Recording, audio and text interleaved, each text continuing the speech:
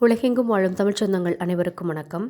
நல்லது சொல்வோம் எனும் நமது வலையொலி வழியாக ஆண்டாள் நாச்சியார் அவர்கள் அருளிய திருப்பாவை பாசுரங்களை நாம் மார்கழி திங்களில் தினம்தோறும் கேட்டும் பாடியும் வருகின்றோம்.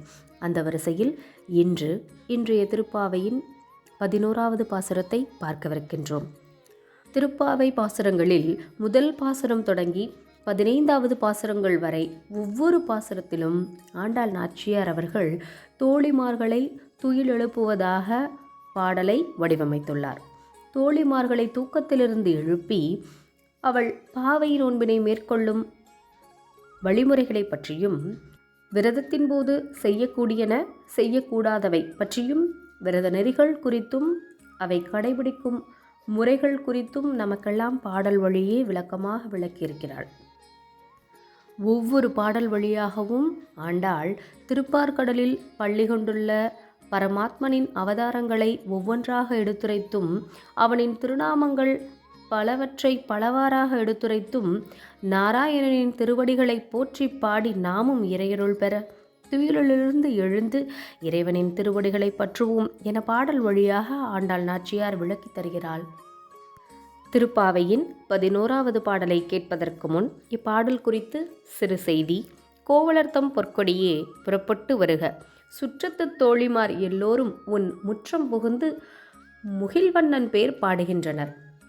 நீ மட்டும் ஏன் எழாமலும் பேசாமலும் உறங்குகிறாய்? செல்வ மகளே, துயிலெழுக என தோழியை எழுப்புவதாக இப்பாசுரம் அமைந்துள்ளது. இதோ திருப்பாவையின் 11வது பாசுரம். கற்றுக் கரவை கணங்கள் பல கறந்து செற்றார் திரளழியச் சென்று செருகச் செய்யும் குற்றமொன்றில்லாத கோவலர்தம் பொற்கொடியே புற்றரவல்குள் புனமையிலே போதராய் சுற்றத்து தோழிமாரெல்லாரும் வந்து நின் முற்றம் புகுந்து முகில்வண்ணன் பேர் பாட சிற்றாதே பேசாதே செல்வ பெண்டாட்டி நீ எற்றுக் குரங்கும் பொருளேலோர் எம்பாவாய். திருப்பாவையின் 11வது பாசுர பாடலுக்கான விளக்கத்தை பார்ப்போம்.